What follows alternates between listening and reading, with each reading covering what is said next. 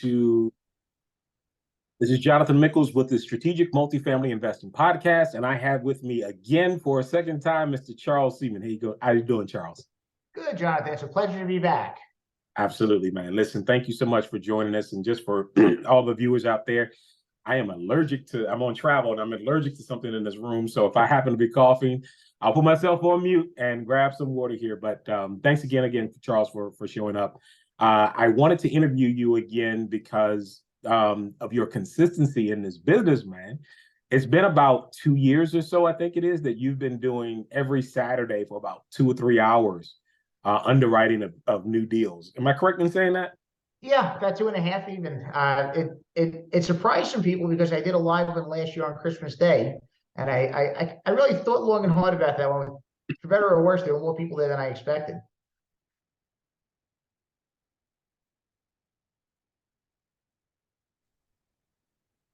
Oh, 2.5 years and doing this underwriting stuff. What made you do that? You know, when I first started it wasn't intended to become what it has. The intent really was that we had some newer team members who were working with us to find deals. And it was something that I was actually doing in person, because a lot of them were people that I'd met locally at different meetup events.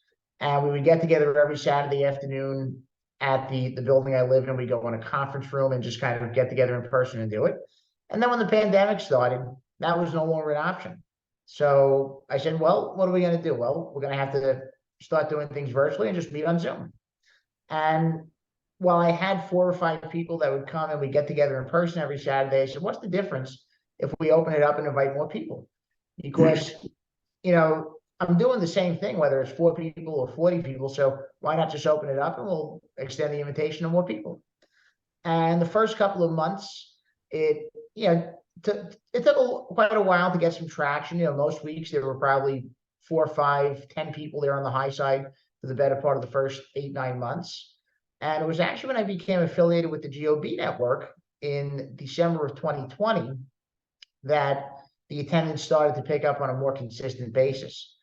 And when I first started doing it, it wasn't really intended to become something that would become so well known with me. But at this point, you know, a large part of the reason I do it is twofold. One, because it's the largest way that I get back at this point, and 2, because it's become synonymous with my brand. So it's something that sets me apart and has made me unique, even though I didn't really expect it to become that. So you got a lot of certifications in it. Talk to me about that. So the certifications are actually from RE Mentor, which is one of the many multifamily education programs that are out there. I had taken some courses with them back in 2017 and 18, and those are, you know, for different tasks and different skill sets. So they're for acquisitions, for funding, for asset management, for underwriting. So it's basically going through some of the different curriculums they had and then getting certifications for those curriculums.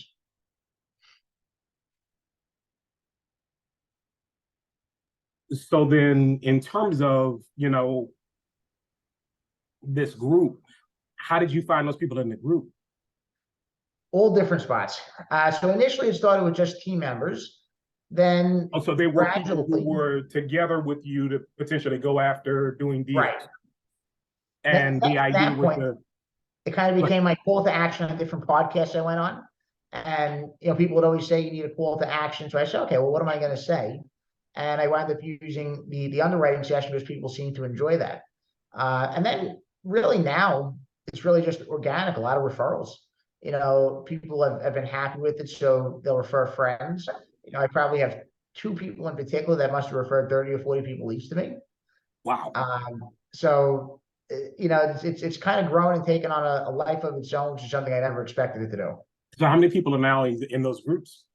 So on the mailing list, there's probably about 850 people, and that's with no marketing. That's totally organic, just through word of mouth and referrals and people listening to me on different podcasts. You know, realistically, there's probably anywhere between 35 and 50 that actually attend live each week.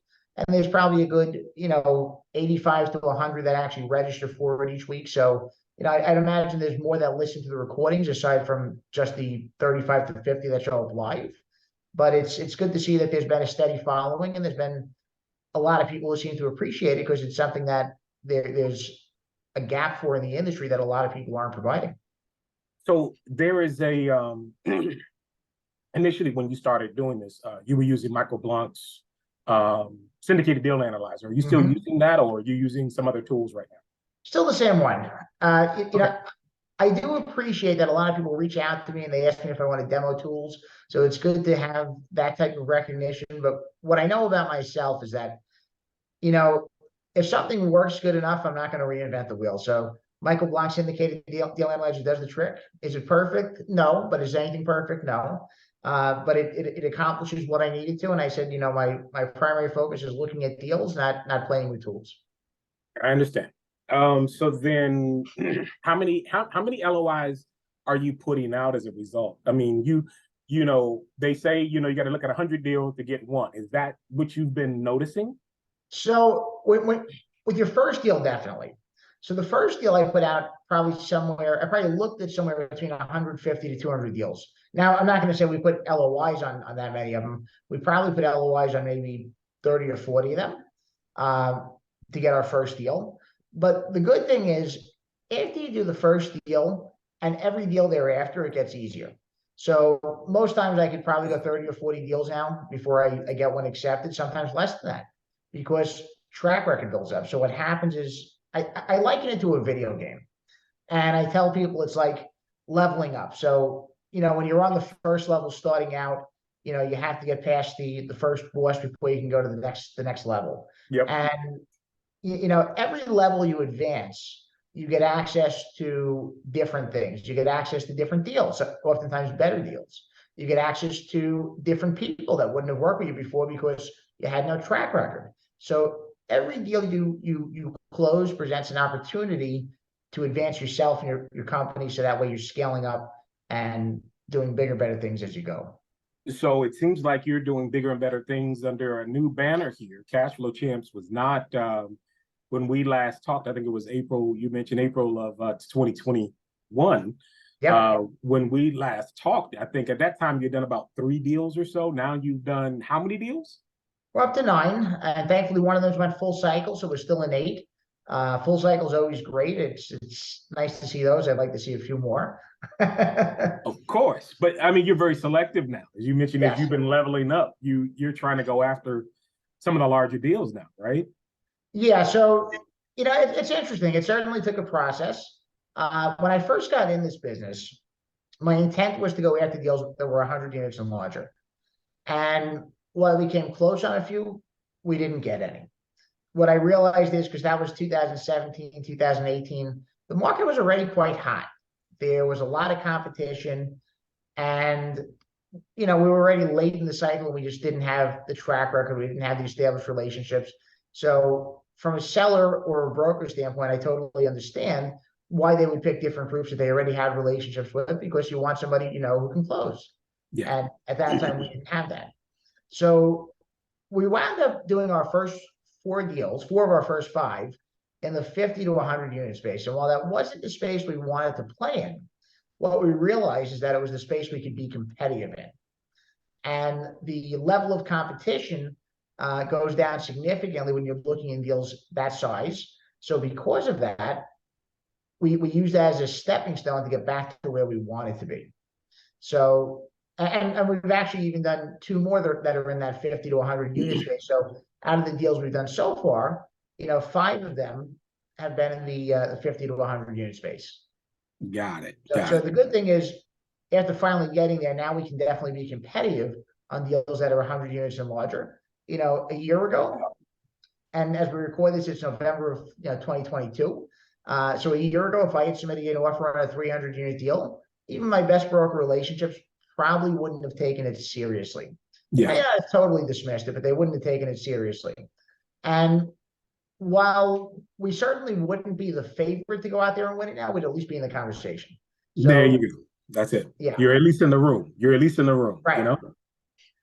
So again, a new banner here, Cash Flow Champs. Talk to me about what that organization's about and your new affiliation.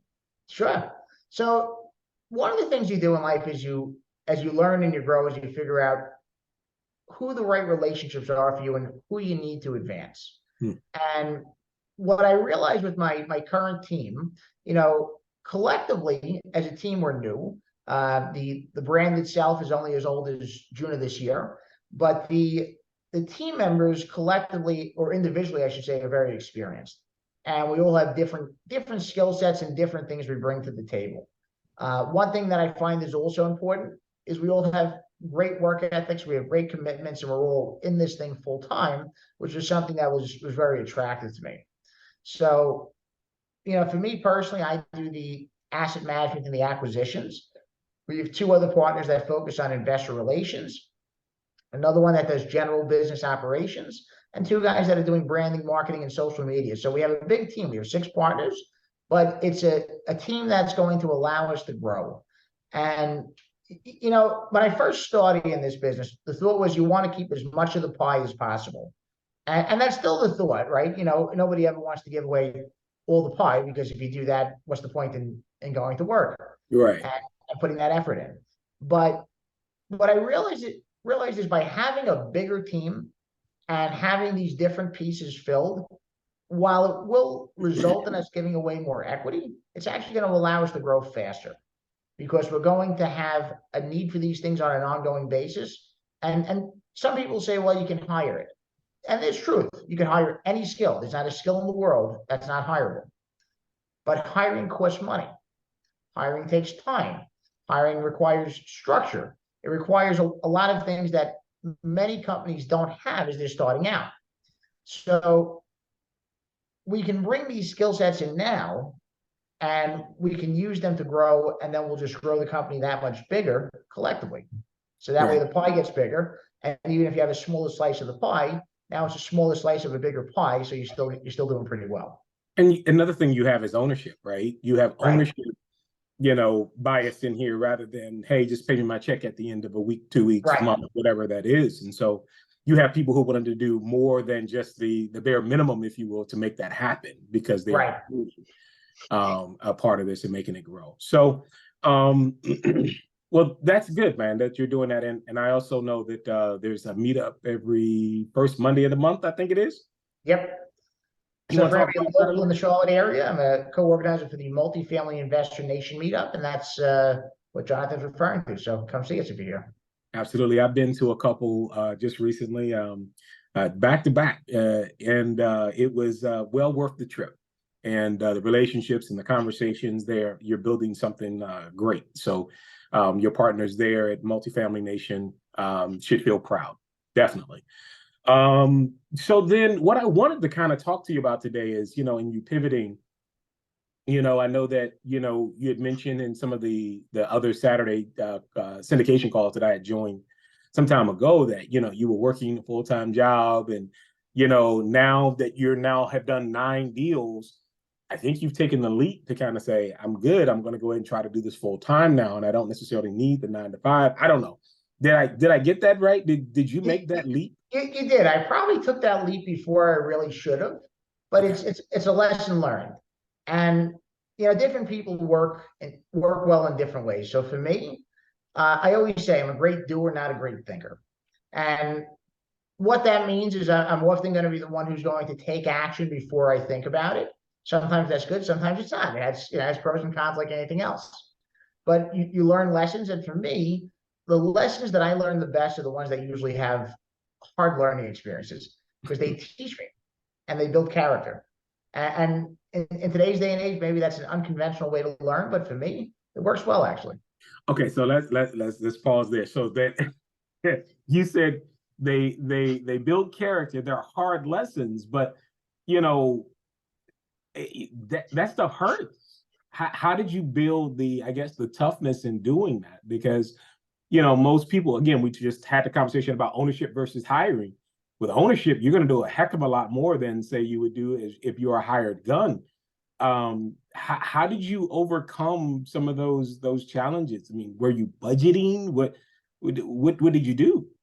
So part of it I have to attribute to, ironically, my former boss. And I worked with him for about 14 years, a guy who was very successful, a commercial real estate investor himself. And when I was 20 years old and I started with him, I always say I was young, dumb, and broke. And at that point, I didn't have anywhere near the work ethic that I do now, and he probably beat it into me.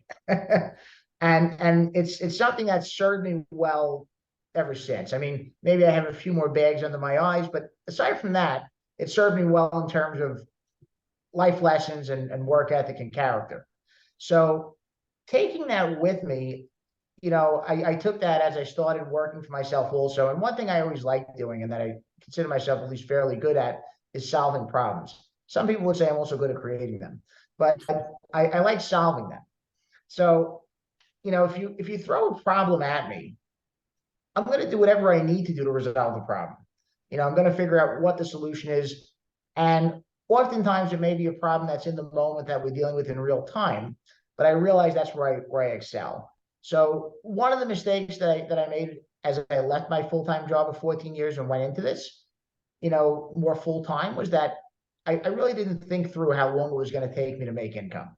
Okay. And, it's one of those things that it sounds better in theory until you get in there.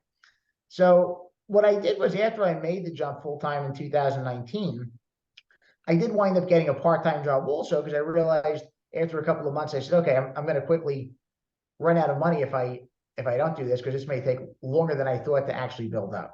And what I always tell people with syndication is that there's a lot of money in syndication. None of that money's at the beginning. So there is money in it. It does get very lucrative, but you're going to have to work for it. And for most people, it's probably going to be a good 3 to 5 years worth of work before you really see it start paying off. So then let me pause, because when Yeah. you're doing syndications, and so I think I understand the following, and so you can correct me. They're generally, for those who are listening, 3 different types of ways that someone who's in this business, as Charles talked about on the acquisition side, gets paid, right? Number one is an acquisition fee. Generally, that's either 1 to 3% of whatever the purchase price is, right? So if it's $1 million property that you're buying, 1% of that is what, $30,000? But then what doesn't happen, people tell you, is you have to be able to look at the documentation and the partnership and find out how that money is going to be distributed. Because while, say, and again, Charles, I don't know your situation, so I'm, if I'm speaking incorrectly here, and I'm not trying to attribute it to you, generally that $30,000 is split amongst all of the general partners. So that's not all necessarily going to you. Am I correct in saying that? Is that generally? You're 100% correct. So it's one of the big myths in this business, and I think it's one of the things that both excites and then somewhat confuses people.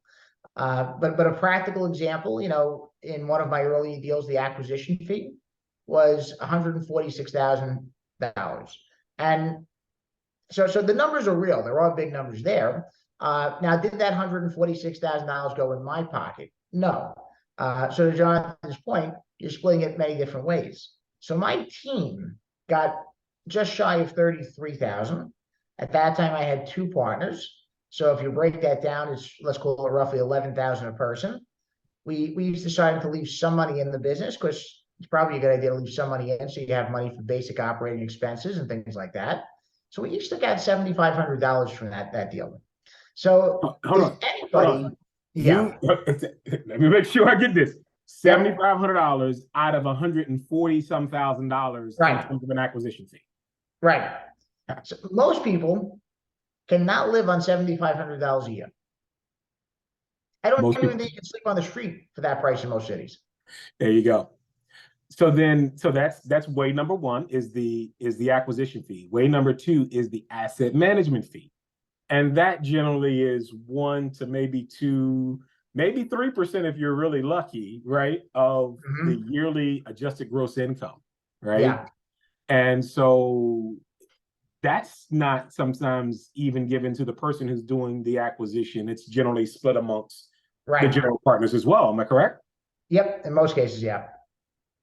So then even if you're doing, your adjusted, let's just say your adjusted gross was, again, $1 million, right? And let's say you were doing 1.5%, that's $15,000 a year, but you're not even seeing $15,000 a year, right?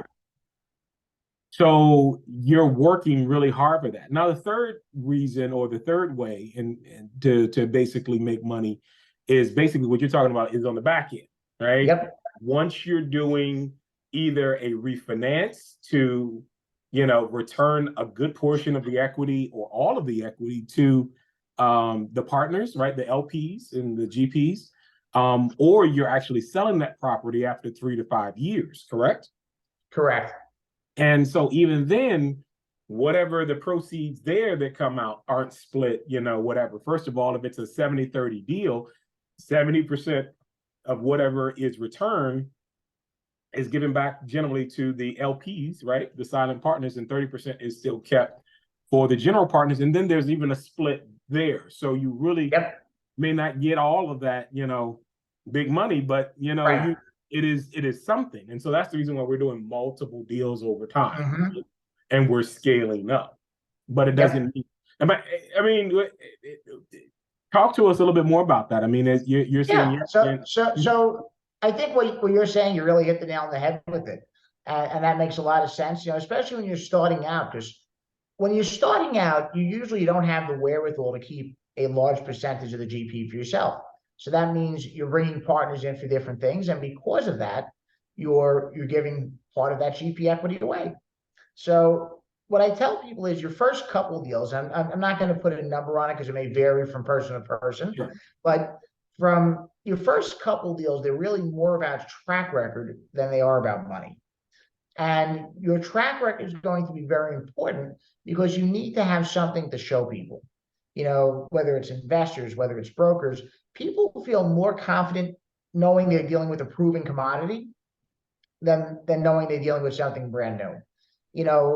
I mean, if somebody had the foresight to invest in Microsoft in 1983 before they ever went public, and it was, Bill Gates in a dormitorium, they probably do very well. But there was also a higher risk on that. There was a pretty high probability of failure that, this Bill Gates kid never would have done anything in life. Yep. In retrospect, I'm sure it's probably a pretty good investment, but that after the fact. So that's anything in life. And our industry is no different. So people see you more attractive and in a different light once you have that proven commodity status to you. So for people, what I would recommend starting out is you do want to get into deals and you want to be selective and make sure you have the right partners and the right deals. But even if it's for a smaller percentage of the GP, early on, that's okay, because you're going to need that as a stepping stone as you grow, so that way you can eventually keep more of the GP and make it more lucrative. Where syndication gets lucrative is when you have a couple of deals under your track record, and then you can start commanding larger percentages of the GP, and it starts making more sense financially. So then you mentioned now you've done 9 deals. You have one full cycle.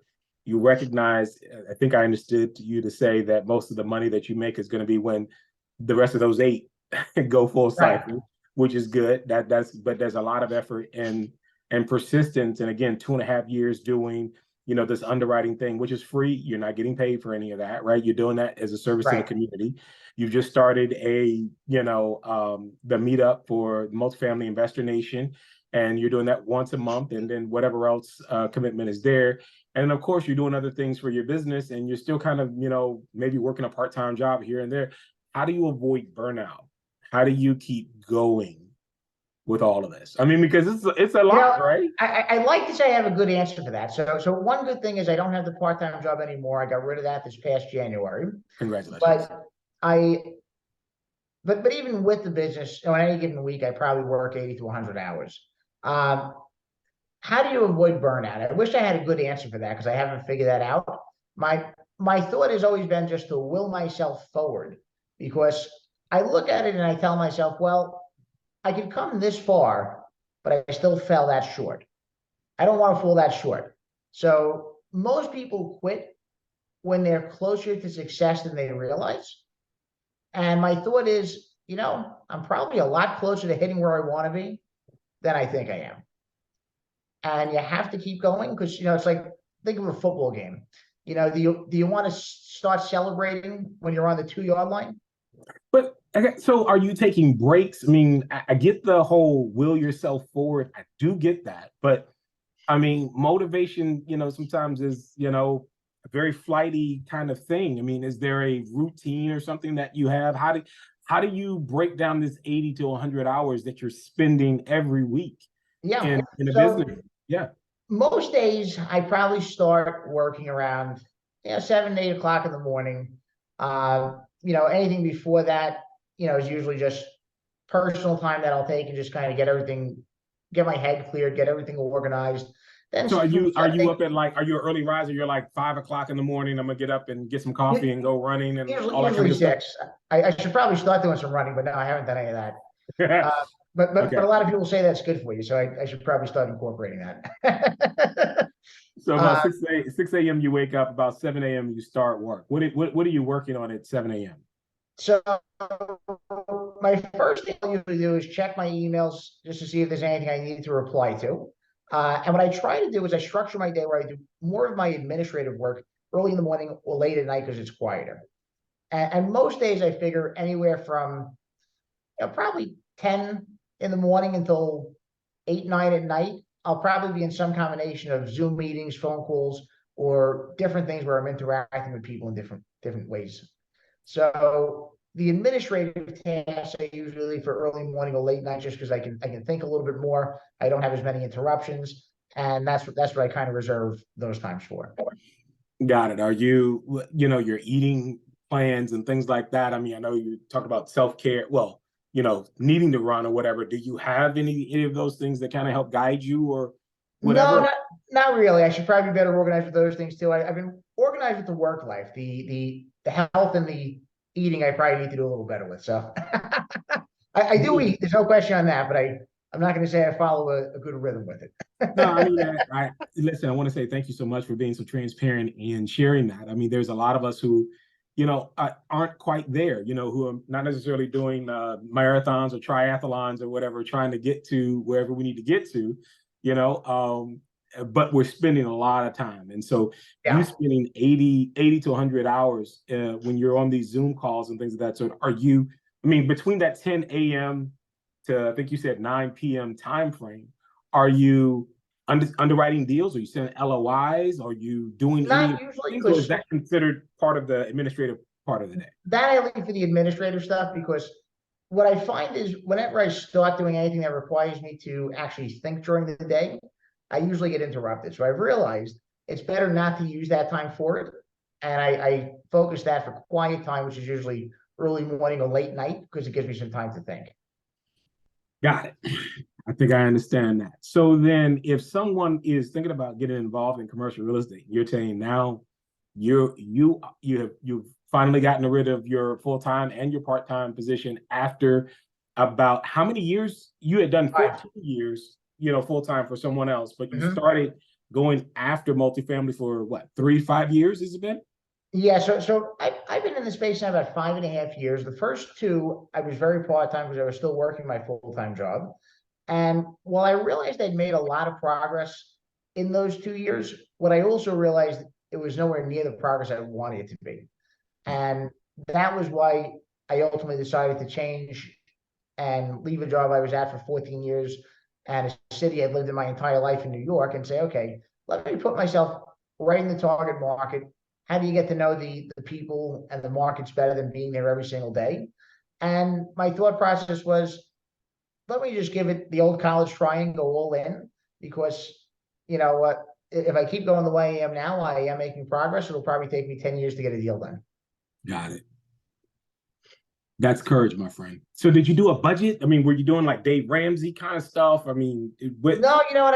I had some money in savings, probably not as much as I should have in retrospect. Sure. And for better or worse, I didn't think as much as I should have. I just said, let's do it. And we're going to go all in. Yeah. And that was after a few months when I realized, okay, you know what? I need to start doing something to bring income in, because this is going to take longer than I really thought to start making money. I understand and that was when I got the part-time job, because I said, if I don't do this, I'm going to be totally broken out of money in a few months. I got it, my friend. I got it. Yeah. Well, listen, we're getting close to the end of our time here, and I would love to delve into a couple more things that you mentioned. Absolutely. But how do people, before we run out of time, how do people get in contact with you? What's the best way for them to get in contact? Sure. I'll give you 3 methods. First one is by text message. That's 347-306-3278. Second is by email, Charles at cashflowchamps with an S at the end .com. And third, you can find us on our website, cashflowchamps.com. There you go. And so then how do they get more information about the Saturday the underwriting and then the monthly meetup? How do they get in contact with you about that? So on the website, there's actually a form they can fill out, which does have an option to sign up for the underwriting sessions on it, or they can email or text me about that and the meetup, and I'm glad to give them any information on both. Well, listen, everybody, please reach out to Charles Seaman. Again, he has been very consistent in this area. He has gone all in. He's burned the boats, burned the ships, as some people would say. And he is doing it. He's, again, nine deals in one full cycle. And he shared with us some very transparent, real world kinds of things. And so I look forward to seeing big things from Cash Flow Champs in the future. The last thing we do is to kind of say, give our people the boot, right? What is that one piece of information or two pieces that you think that people need to hear right now in the market that we're in right now? So the biggest thing I think is don't get discouraged. And sometimes that's easier said than done, especially if you've been at it for a while, you haven't got a deal, you haven't made any money, you have other work and life obligations getting in the way. Sometimes it can beat you up good. You need to keep your head high, you need to keep moving forward, and you need to realize that in a couple of months, we're going to have more good deals in front of us than you'll know what to do with. Okay, so why in a couple good months? What makes you say that? Because the time that we're recording this is November of 2022. Why do you say that? So I say that because we're in a period of transition. And what's happening right now is in most markets, we've seen prices come down a good bit this year. Some markets as much as 20% already. And there's still more to come. Why is there more to come? There's more to come because we've hit a point in the cycle where in most cases, not all, but most, sellers who want to sell aren't selling because it doesn't make sense for them to do so. Sellers who need to sell aren't going to have a choice. There's going to be a lot of sellers who need to sell over the next couple of months and even years. There's a lot of people who bought with bridge debt when rates were in the low to mid 3% range on the commercial real estate side. They're nowhere near that range now. They're going to have a tough time refinancing. And a lot of those guys are going to need to sell, whether they realize it or not. And because of that, there's going to be people selling things at deep discounts, and there will be tremendous buying opportunities. So then how do they, and we've got about 5 minutes left, how do they, someone who's interested in syndication, they've got a list of people, that may be interested in investing, and those people are concerned, they're scared, they're waiting the time to market, they got the powder dry. I mean, how do you talk to them to say, hey, there's going to be some opportunities to come up, potentially you consider working with us? How do you do that? So I think the only way you can do it is to be transparent, but to also say that nobody has all the answers. And as much as any of us are experts, I think even Jerome Powell, the Fed chairman, would tell you he couldn't give you a conclusive answer where things will be 6 months from now. So the reality is things are going to get worse before they get better. And that's probably not the news people want to hear. I like hearing that on the buying side, maybe not so much on the selling side, but on the buying side is exciting. Things are going to get worse before they get better. So for people that are in deals and they have these notes coming due in the next couple of months, it's probably not going to be a pretty situation for them. For people on the buying side, there's going to be great opportunities. So what you want to do is reassure your investors that, look, guys, this has happened before. We've had recessions. Eventually what happens is you come out of a recession. Right now we're not there yet. Things are going to get worse. Put your seatbelt on. It's going to be a bumpy ride. And I tell this even to my friends who invest in stocks, which I like stocks also. And I tell them, I said, listen, guys, if you don't know what you're doing, you can make a lot of money if you know what you're doing right now. But if you don't, you're better off just keeping your money in cash and letting the bumpiness, ride itself out and then jumping back in a few months. It's a bear market. So, especially if you're options trader, bet on things going down. How about that? If that's something that you can handle, your heart can handle, then go for it. Yep. Well, listen, Charles, thank you so much for your time and your expertise. And if you want to get in contact with Charles, please feel free to reach out to cashflowchance.com. And of course, he's already given his cell phone number, et cetera. Feel free to reach out to me. We're looking at deals. Charles and I are both looking in the similar markets. You're in the Charlotte area, correct? Charlotte, North Carolina? Yeah. So at this point, we really look the Southeast. We do the Carolinas, Georgia, Florida, Tennessee, and Virginia. Got it. And I'm looking in the Triad area of North Carolina. So that's Greensboro, Winston-Salem, High Point. And we're focused on, again, that smaller set of units, if you will, that Charles mentioned before, again, because there isn't going to be very much or as much competition for those larger units. So we're getting started, getting our feet wet. Thank you so much again, Charles, for all your time. Look, man, if there's anything we can ever do for you over here, please let us know, all right? Jonathan, thanks for having me. It's been a blast. Absolutely, man.